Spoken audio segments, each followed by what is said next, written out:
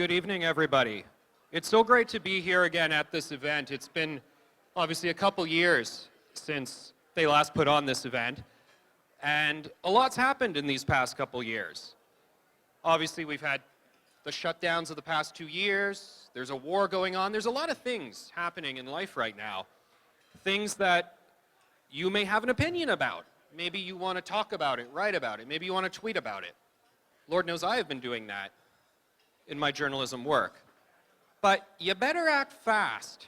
If you have something you want to say, something you want to write, because the federal Liberal government is now engaged in what I've described as a multi-pronged assault on the internet and on freedom of expression. It's true. You may have heard of something called Bill C-11.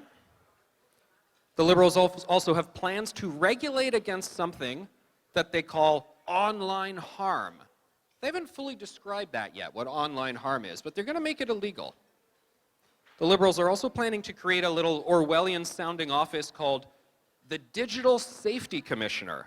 Good news. He or she is going to keep you safe. They're going to be empowered to shut down websites, close things down.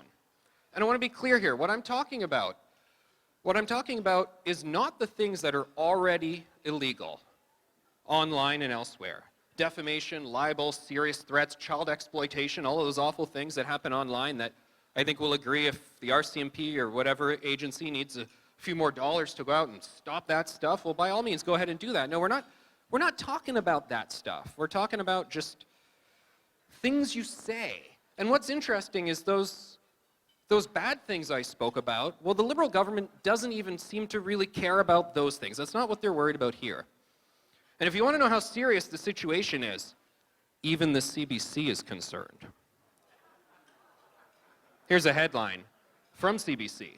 Your free speech is at risk with Ottawa's push to regulate online content. But let's also take it straight from the horse's mouth so you can really get a sense of what's going on right now. Last February, Stephen Guilbeault, he was back then the Heritage Minister before he got a promotion, and now he's in charge of ending climate change by 2050. Stephen Guilbeault back then, he told a committee that he wants the federal government to now have the power to block posts, online, Twitter posts, your Facebook, whatever, that, and I quote, undermine Canada's social cohesion. So don't you go undermining social cohesion on your Twitter, or it may be shut down. And he also wants to protect public servants from being on the receiving end of public criticism.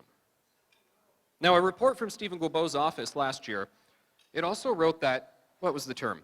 Harsh online comments need to be dealt with because they are, quote, preventing a truly democratic debate. So you got to get rid of those things. The only way we can have more democracy is to have less freedom of speech. Just give you one more here. Melanie Joly, she's Foreign Affairs Minister. She testified at the House of Commons earlier, at a Foreign Affairs Committee earlier this year, that, and I quote, social media companies need to be regulated, quote, to make sure that we can really be able to have strong democracies in the future. So there you go again. You are only free once you are restricted. We only have more democracy until we have less. I didn't make this stuff up. It's all things that they said. And of course, let's not forget Justin Trudeau himself, who made it clear earlier this year that there are some Canadians out there, maybe it's you, who hold unacceptable views. Is that you guys? Uh-oh. And this is very real stuff, this legislation that's being proposed, winding its way through the system right now. And tonight's recipient of the Truth to Power Award has been one of Canada's most vocal critics of these proposed measures. He's been writing guest columns, he's been appearing on the news, making social media posts, and all around speaking up for Canadians' rights of freedom of expression when it really counts. And he knows very much of what he speaks. Peter Menzies spent 3 decades working as a journalist and newspaper editor. He was editor-in-chief and publisher of the Calgary Herald. He was a sports journalist. He covered the World Cup. He covered the Winter Olympics. And along the way, he picked up 2 national newspaper awards. Peter then went on to spend almost a decade at the Canadian Radio, Television, and Telecommunications Commission, known as the CRTC, including a term as vice chair for telecommunications. So when someone as experienced and knowledgeable on these issues as Peter Menzies says, hey guys, watch out. You might want to pay attention to this. I think we might have a problem. Well, I think we should pay attention to what he has to say. So I'm very pleased to be able to present this year's Truth to Power Award to Peter Menzies.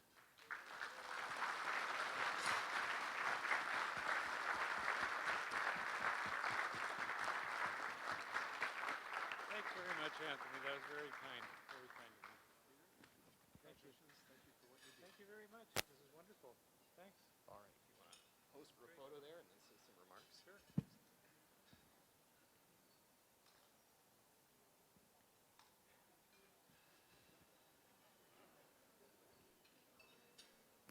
Over to you, sir. Thanks very much. Oh, this is really cool. Thanks very much. I don't get a lot of awards lately, and I work in Regina these days, and it can be a little isolating. This is I really appreciate this.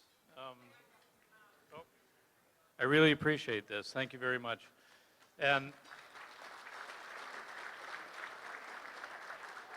I just have a couple, I'm trying to keep it short and brief, and it's complex issues, so if you want more details, get in touch with me because it can get very detailed. I don't think I've seen Ezra Levant in 20 years. So there we go. Congratulations, Ezra. I always have to state for the record that I am not related to David Menzies. He is of the Glasgow Menzies, and I am of the Perth Menzies, which are of an entirely different class. So there you go. But it was nice to meet you too, at last. And I also found out, because I was curious, because I'd read up recently on his bio on Wikipedia, and got confirmed tonight that Pierre Poilievre had knocked on my door in Calgary when he was campaigning for Preston Manning, and that he remembered that. So I must have been somebody sometime for that to happen. And he went to the same elementary school as my kids. So anyway, it's kind of like old home night. And Ezra and I go way back, but I won't tell you about that. Anyway, so I want to talk about trust a little bit, and talk about journalism and free speech. And I'm not going to be long. I was a working journalist for 30 years, and I still write, but more as a commentator than obviously than as a reporter. And when I was in that business, the one thing we knew that was of the most value to our business and to our own reputations was that our readers trusted us. It was very, very important to maintain their trust. It also made our advertisers trust us. It made our community trust us. To do that, we had to be fair. We had to try to be balanced. And most of all, we had to try to be accurate. And most of us learned that as young journalists by having it repeated endlessly by our editors. Often this came with somebody jabbing a nicotine-stained finger at you and speaking very loudly in ways that you're not permitted to speak these days. So today, we fast forward, and news organizations are in trouble for a lot of reasons. Some of them aren't their fault, some of them are.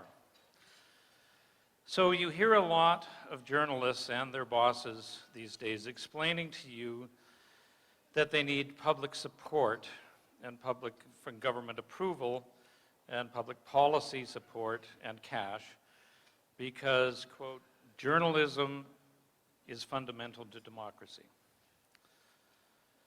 So let me be clear, democracies do need to be held to account, and journalists and a free and independent press, congratulations to independent press, play an important role in that. But democracy doesn't depend primarily on journalism. There are people who call themselves journalists in China. There are people who call themselves journalists in Russia and in Iran. Journalism can only support the system it works within. And what makes democracy different from authoritarian regimes in Russia and China and theocracies like Iran and Saudi Arabia? It's quite simple. It's freedom of speech and expression. That's the whole thing. It gives you the freedom to challenge, the freedom to question, even the freedom to be a kook and say kooky things. It can be quite ugly.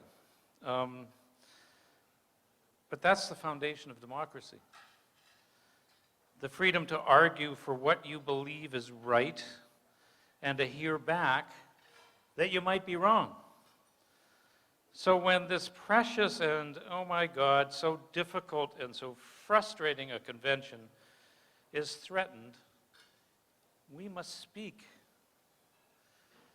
Right now, there are what I described recently as a buffet of bad ideas before Parliament. Each of these poses threats to freedom of expression and freedom of the press. As Anthony described, Bill C-11 is the Online Streaming Act that will manage your preferences online and perhaps your social media posts. Bill C-18 funnels money from online entities to approved journalism projects, and through that. And then there's the currently going through Parliament, is the amendment to the Criminal Code Hate Speech Act to change that. And still to come is online harms, which is, the original conception was so problematic that Twitter described it as using that to talk about keeping the public safe was very similar to approaches taken in North Korea. So they're trying again, but probably trying a way to look less North Korean, but they're still going the same way. I'm not so cynical yet that I won't grant that maybe these are well intended. But as Grandpa used to say, the road to hell is paved with good intentions. And so I hope so, but I'm increasingly less optimistic on that farther, because each of these goes further than it needs to. Each of these expands government authority into turf where there is no good argument for it going. It is so expansive that it's really quite shocking. I mean, maybe it's empire building at Heritage Canada, I don't know. But each one always gets explained as, yeah, it restricts freedom, but just a teeny tiny bit, just like there was going to be a teeny tiny deficit, right, at one time.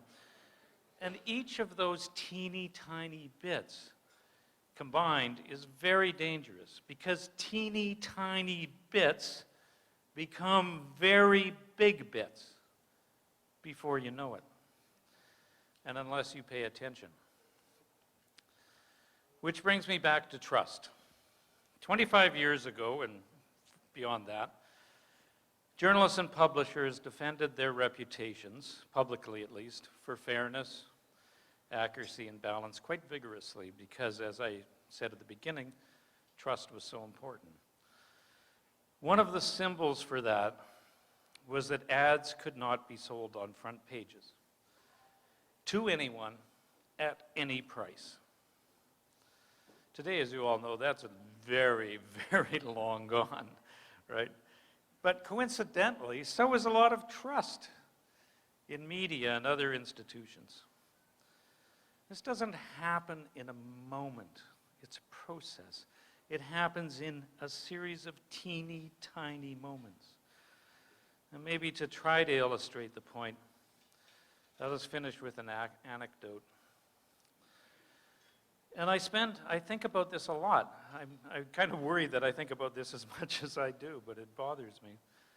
About 20 years ago, I and a group of editors and publishers were heading home to our various locations after a meeting in Toronto to which we had been summoned. Over drinks in Pearson's Maple Leaf Lounge, we were pondering the latest set of instructions we had received. The mood was kind of somber. So one of them chirped up and said, "Hey guys, maybe it won't be so bad." You know, he sort of said and tried to cheer everybody up. After all, remember when we all thought putting ads on the front page was going to be the end of the world? We kind of nodded and maybe, you know, sort of thing. Tried to cheer up, and then one of us spoke up. But what, she asked, if it was the end of our world and we just didn't notice? Thank you.